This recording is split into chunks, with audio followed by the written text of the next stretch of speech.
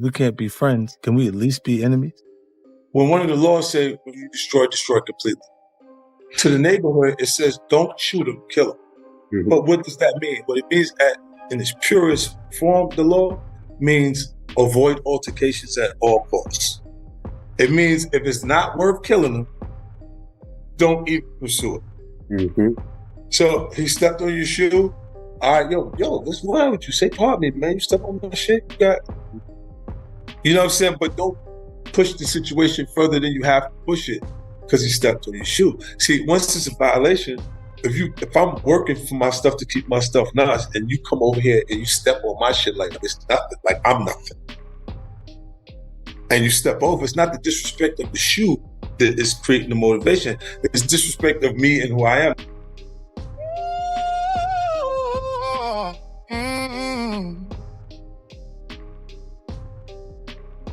Ain't got no friend.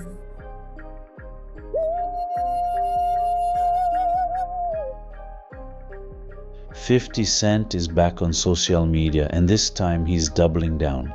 After getting called out for allegedly spreading false information about Jimmy Henchman, 50 returns with what he claims is proof. According to 50, Henchman was in fact stabbed in prison, and he's pointing the finger at someone known as World Hardy, a longtime street rival. Now for context, World Hardy isn't just a random name. He's been tied to past tensions connected to 50 Cent, going all the way back to industry and street conflicts during the height of the candy shop era and the Lil' Kim situation that sparked major friction. I bought Magic Stick. Yeah. I gave Kim a hit. Yeah. And I shoot the video. She threw a little fit. Got emotional and shit. Now this I don't get. Why would I care about emotion? You're not my bitch. Jeter had real serious street beef with a lot of very serious guys. Who? Jimmy Henchman. They got spanked. Nigga, are you crazy? What else? Who else? World. You don't even know World. World is my childhood friend. Okay. Listen, this is things. He wasn't. They didn't have beef with World? Listen, that wasn't no. The shooting that happened after Hot 97? Yo, listen, this is when I don't even want to get into it. Okay. One incident happened, right? You think you really into it with somebody with one incident? Liars always be liars, and when people always listen to rappers, that's what they gonna get. They gonna get a bunch of lies, right? Especially lying-ass rappers. You know, later on I found out about the little situation that him and 50 had, but yeah, I was a 50 fan when I was growing up. I can, like, that's a funny moment, a memory that I have in that first conversation with my pops. He asked me who my favorite rapper was. 50 is now claiming this wasn't recent either. He's saying the incident happened months ago, and that Henchman was left in serious condition, even allegedly placed on a gurney. But here's where it gets tricky. There's no confirmed public report verifying the stabbing, and people close to Henchman have already pushed back on 50's claims before, calling cap and accusing him of trolling. So now the internet is split. Is 50 exposing something real behind the scenes, or is this another calculated move to control the narrative? One thing is clear. 50 looks like he's done playing with rap beef. Now he's stepping back into street politics, and if that's the case, this situation could get real messy. You had mentioned that Violator Records, their door got shot up. Yeah. And you're saying that was World who did it? Yeah, there was two separate beefs going on. There was the Jimmy beef and the Jimmy Henchman beef and the World beef. Those who perpetrated to be either my friend, who were wearing wiretaps, who got on the stand and lied, man, I want to apologize to those that I let down for letting some suckers play me. And I just want you to know, man, that I didn't know. I just didn't know that these dudes was that jealous. That jealousy would allow them or make them do the things that they did. And it's almost like a sucker. Brian McLeod to kill Llewellyn Fletcher. You know, one of the things that I did ask Brian McLeod to do was I asked him to bring Fletcher or Yayo to me. So took it upon himself and he killed Fletcher. So here's the most important thing out of this whole thing. I'm not the murderer here. The murderer in this whole situation is home. All he had to do was point the finger at me, and he went home. And I'm in jail for life when I never hired him to kill anyone. So, you know, OG Jimmy the Rat. I'm glad that it was overturned. I'm happy. It's hopefully that, you know, I won't have to go back to trial. I'm from Southside Jamaica, Queens. I don't like Supreme. I don't like Eminem. But he lived the way he actually projected himself. His lifestyle is consistent. He was true to it. He never ratted on nobody. Just like that. You see what I'm saying? And Jimmy's a different kind of guy. He told everybody. He solved the last 10 years of criminal activity in New York City in 10 minutes. The DA said, hold on, chill out, stop, boy, you're gonna make it like that don't even work. The DA asked him to stop. You see what I'm saying? And Jimmy's a different kind of guy. He told everybody. He solved the last 10 years of criminal activity in New York City in 10 minutes. The DA said, hold on, chill out, stop, boy, you're gonna make it like that don't even work. The DA asked him to stop. Stop, man. You're gonna make like we're not even working here. Listen to this. When history looks back at some of the most chaotic and dangerous hip-hop wars ever, the clash between 50 Cent, G-Unit, and James Rosemond, better known as Jimmy Henchman, has to be near the top. This wasn't just loud, it was explosive, unpredictable, and layered with real tension. And here's the part people forget. We barely hear from Rosemond today, and that's because he's locked into a federal life sentence. A major piece of that downfall connects directly to the pressure he had with G-Unit. If you weren't really outside during that era, you missed how intense and uncomfortable this whole situation felt in real time. Caesar Entertainment was right in the middle of it all. Then the Game made his move, and hold up, that's when everything started shifting fast. A lot of people need to go back and really study this timeline because the deeper you go, the messier it gets. Now Jimmy is speaking out again, aiming straight at 50 Cent, claiming he's lying and playing games to throw him off balance. And that's not light talk, that's a heavy accusation that drags this whole situation right back into focus.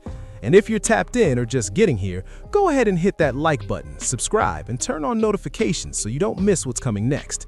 Yeah, this has always been labeled as one of the most dangerous conflicts hip-hop has seen.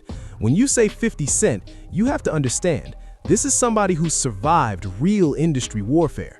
From street affiliations to high-level business clashes, this was never just about music. This was pressure. And then you've got James Rosemond, a name some people recognize but don't fully understand his reach behind the scenes. Jimmy Henchman wasn't just some random figure. He had real influence in the industry and even managed the Game at one point. The second Game distanced himself from G-Unit, everything started heating up between both sides. The energy flipped almost instantly, and what started as business turned personal real quick. That decision created a clear divide, and from there, the tension between those camps only got deeper and more serious. To simplify it, James Rosemond, known as Jimmy Henchman, was a hip-hop executive who was now serving multiple life sentences in federal prison. And a big reason behind that fall traces back to that long, complicated conflict with 50 Cent and G-Unit. The situation really started escalating around 2005 after 50 Cent removed the Game from G-Unit. And what began as industry disagreements quickly turned into serious back-and-forth moves, including an incident involving Rosemond's son that pushed things even further. So if you really lived through that era, you already know how deep it went. But let's be real, a lot of people didn't actually witness it unfold. Now back then, things crossed way past music. There was a situation involving James Rosemond's son, and that moment added serious fuel to an already volatile situation. Around that same time, rumors kept circulating about different situations connected to him, which only made his name carry even more mystery and tension. Hold up, Jimmy Henchman was never some low-key background player. He was the type of figure people watched closely and took seriously. At the height of the G-Unit situation, things really escalated after an incident involving his son in Manhattan. Reports claimed individuals tied to G-Unit, including Tony Yayo, were connected to that situation. That moment right there pushed everything into overdrive, and the tension between both sides got serious fast. After that, talk started surfacing about retaliation, including dangerous situations aimed at homes and property linked to G-Unit. At that point, this wasn't just industry chatter anymore. It turned into something way deeper and far more intense. And listen, what made it even heavier is how far things allegedly went from there. Later testimonies broke down how setups and calculated moves were carried out, leading to the death of G-Unit affiliate Lilo Mac Fletcher. That situation was described as retaliation tied back to the earlier incident, and authorities later confirmed that James Roseman was convicted for his role in organizing it. The case ended up exposing just how far things spiraled, turning industry tension into something life-altering. And on top of all that, there was a completely separate case involving cocaine trafficking that made everything even more serious. Back in 2013, James Roseman was sentenced for running a large-scale operation moving heavy amounts of cocaine and laundering millions. This was no small hustle. This was a full-scale operation dealing with serious weight, showing how deep everything really went behind the scenes. Right now, he's serving time in a federal prison in Louisiana. And let's be clear, it's not just tied to one situation. The charges were stacked from multiple cases, including the conflict connected to G-Unit. What makes it even crazier is that some of the same people involved ended up testifying, breaking down exactly how everything played out. That twist alone had people looking at this whole situation differently, because it showed how fast things can flip. Even Tony Yayo spoke on his encounters, saying Jimmy Henchman moved with real authority and pressure. On the surface, some people might not expect that, but behind the scenes, he was known for making moves and standing on his position in the industry. That reputation alone made people move carefully around him, adding another layer to why this situation became so intense and widely talked about. And yeah, you've probably heard his name pop up in different conversations over the years, even connected to older situations people still debate to this day. Jail. Jail's free, y'all. All I know is Fifth God is on. That's just the homie. With DJ Who Kid, I'm fresh out of jail. Niggas give me a Bentley. I got jewelry. I got the Jacob watch. I'm fur on. Y'all treat me good. Yeah. I came out of jail, was reckless, young, didn't know nothing, right? So Who Kid's like, yo, let's go to the mixtape award. Who you think it was hosted by? Who? Jimmy Henchman. So we there. Now you know how Henchman is. This nigga's a gangster. You know how that should go. Nigga trying to put the fake press on. Listen, James Roseman's name has been tied to a lot of serious conversations, and depending on who you ask, people have very strong opinions about the role he played in certain moments. At the end of the day, everybody interprets it in their own way. But somehow, his name always surfaces when things start getting real. And it didn't end in the past either, because even recently, his name found its way back into the spotlight. What's interesting is that a lot of the newer generation didn't even know about him until Mano started speaking on it. It just insinuated from there. But it was really because of all the games. Oh. Who was we beefing with at that time? The game, yes. Right? That's why, you know, I always say, yo, I don't know how games fuck Henchman, because Henchman is always mentioned with Pop. You just hate when you keep it real, because I'm always logical. Hey, did I mention? Promise to pay back to me, Henchman. Hold up. When he started speaking on those past situations involving G-Unit, it had people scrambling to piece together the history and figure out what really happened. That alone shows how these stories never truly fade away. They just resurface in different forms when you least expect them. Then here comes 50 Cent jumping online and stirring things up again with a caption aimed straight at Jimmy. That post had people talking heavily because it dragged all that old tension right back into the spotlight. Now Jimmy is finally speaking out after all these years, nearly 2 decades later. And if that doesn't tell you something, nothing will. This situation never really cooled off. I watched this from the outside looking in. G-Unit had real serious street beef with a lot of very serious guys. Who? Jimmy Henchman. They got spanked. Nigga, are you crazy? They got spanked. What is wrong with you? What do you mean they got spanked? Yo, Vlad, please, trust me when I'm telling you this. I don't really want to go into all this, but they got spanked. What is wrong with you? Jimmy had his way. People died. What are you talking about? Jimmy had his way? What are you talking about? I mean, Yayo's house got shot up over that situation. I understand that, but ultimately, think about what you're saying and think about what happened. Meaning what? That Jimmy's doing double life? Listen, in that situation, that situation, they wasn't a victim in that situation, brother. Listen, this wasn't just rap drama. This was real-life conflict with real consequences, and the impact from back then is still echoing today. This was an era where lyrics lined up with reality and people actually stood by what they said. Shout out to Lil Pre because he managed to get James Rosemont on the phone, and hold up, that alone grabbed a lot of attention. After years of silence, Jimmy finally spoke, and what he said was aimed directly at 50 Cent. He made it clear he feels like he was set up and taken off the streets, and that statement alone had people raising eyebrows. Now we've got to pause and really break that down, because that's not a light claim. Jimmy is basically saying the moves happening around him weren't what they looked like, and it cost him everything. It hits different hearing it straight from him, especially after years of not saying a word. That call gave people a rare window into how he's thinking, and it brought all that old tension right back to the surface again. He also addressed what 50 Cent has been putting out, saying flat out, it's not true. He kept his tone calm, saying he's good where he's at, focused, and just thinking about one day making it back home. He even pointed out that this isn't the first time things like this have been put on his name. That adds another layer, because now it turns into who's telling the truth and who's shaping the narrative. At the same time, if you look back, they were all operating at a high level, making money and building influence. The game was on fire, everything was active, and the energy was intense.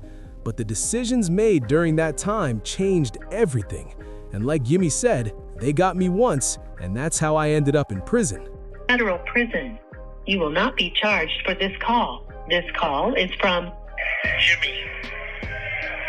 This call will be recorded and subject to monitoring at any time. To accept this call, press 5. To block this, you may begin speaking now. Yo, With you, young blood. what's going on? What's going on, Jimmy? Oh man, ain't nothing, my brother. Everything good? Man, everything is everything, man. Yo, man, talk to me, man. I can hear it in your voice already, man. Like, yo, this shit is crazy, man. Well, liars always be liars, and when people always listen to rappers, that's what they gonna get. They gonna get a bunch of lies, right? Especially lying-ass rappers. Yo. At the end of the day, I'm well and fine, brother. You good, right? And that joint is a false rumor, right? False rumor all the way, man. I've been down 15 years, and ain't nothing has happened to me, man. Hold up. That line right there tells you just how deep and personal this situation really got. When you step back and look at it, James Rosemont was seen as one of the most dangerous figures moving in the industry. No debate about that. His name carried real weight, and when tension showed up, people knew not to take it lightly. And let's make sure that people are clear. You know what I'm saying? Yeah. I ain't never been in no PC. I ain't never been ran up. Nothing ain't never happened to me. No, I ain't never even had an argument since I've been down. So all this stuff about this is the second time this liar done put a rumor out there that I got stabbed up, right? I'm fine and well, brother. I'm in population. Ain't nothing wrong with me. It's all love over here, man. What? Only concern is coming home, man. Exactly. Back to my family. Now listen, he's saying he feels like he was played and pushed off the streets, and that opens up a real question. If you were in that same position, would you have moved the same way when it came to your family? That's not something you answer lightly. Everybody's gonna see that differently. But we also can't ignore where this all started. His son was caught up in a serious situation, and from that moment, everything escalated fast. Authorities later confirmed he was convicted for organizing a retaliatory act against G-Unit affiliate Lottie Mac. Why you think that he keep putting them lies out there about you? Like, what is it? Like, what do you think it is? It don't even matter, right? They tricked me once and got me in prison. They not gonna trick me no more.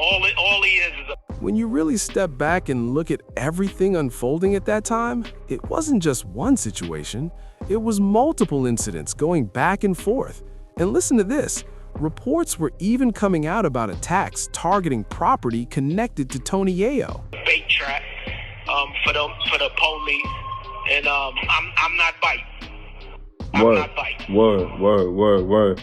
You know what I'm saying? I got like 15 calls about the whole situation when he posted that joint, because you know he got me blocked on his page, so I can't even see it. But 15 people called me, and I'm like, oh man, I hope OG ain't no. And I'm like, you know what? I'm like, yo, that it gotta be a lie. Ain't nothing happening to Jimmy in there, man. Trust me, there'd have been dudes in the penitentiary calling, saying something happened to me. Ain't nothing happened to me, brother. In the 15 years that I've been down, right? See, some guys would never survive in my situation. They couldn't survive this. Trust me, I can survive this, man. Yes. Ain't nothing going on this side. Just because a person says something doesn't mean that it's true, right? Mm-hmm. And that's what these guys are used to now.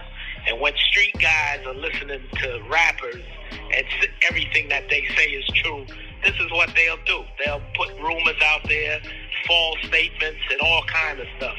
But they're going to have to get up a whole lot earlier than that to trick me again. And I'm not being tricked. I'm not biting at the bait. But I'm cool. Everything is good with me, and it's all love, man. I'm here, man. I appreciate. Yeah, no, for sure, man. Appreciate the call, man. I'm glad everything is good with you now. I look forward to seeing you when you touch down, man. I know you'll be touching down real soon, inshallah. So, word. Inshallah, things will work out, man. You know, and they design is to make sure I don't come home. My design and my job is to get there. So let them keep doing shaitan work and doing what they do.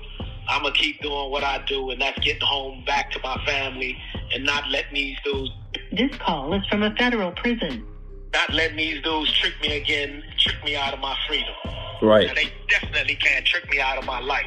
Right. All they could do is get me locked up.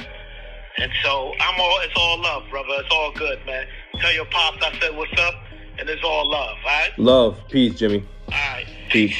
It was a chaotic stretch, no question, and the tension between both sides just kept climbing. That's why when people try to downplay 50 Cent's involvement, it doesn't really match what was happening back then. These situations were real, and both sides were moving under serious pressure while still being in the spotlight. They were on tour, dropping music, and at the same time dealing with conflicts that went way beyond entertainment. Shout out to Lil Pre for bringing this conversation back into focus, because somehow he always ends up around moments like this. It's wild how certain names stay tied to these stories over time, and it makes you wonder how everything keeps circling back. Like, really think about it. Back in 2005, a lot of the people speaking on this now weren't even fully outside like that. I was already moving around, seeing how things really played out. So yeah, it hits different when I hear certain breakdowns today. Not saying the content isn't interesting, because it is, but sometimes you want to hear it from people who were actually there when it was happening. Much respect to Lil Pre for reviving the conversation, because not everybody is even touching this topic anymore. He really made noise by getting James Rosemond on the phone and putting that out there. That takes effort, and it got people paying attention again, so credit where it's due. At the same time, it's fair to say some viewers would rather hear these stories from voices who were directly involved during that era. Everybody breaks things down differently, and that's just what it is. Either way, the conversation is back, and now people are debating it, analyzing it, and trying to piece together what really happened. But listen, I want to hear from y'all too, because this one is heavy. James Rosemond is saying he was tricked off the streets by 50 Cent, and now he's making it clear he's not letting that happen again. That alone raises a serious question. If it came down to your child being in that kind of situation, how far would you go? Would you risk everything, knowing how it could all play out in the end? Really think about that, because situations like this are never simple. Emotions take over, decisions get rushed, and people start moving without thinking about long-term consequences. And we've seen how fast things can spiral, where one decision changes everything. Some people talk, some situations escalate, and before you know it, everything is on the line. At the end of the day, he was at the top back then and probably felt like he had control over how things would play out. But reality hit different, and it didn't go the way he expected. That's why this whole situation still hits hard, because it shows how quickly everything can flip, even when you think you've got it all figured out. Make sure you drop your thoughts in the comments, subscribe, like the video, share it, and hit that hype button to help push the channel further.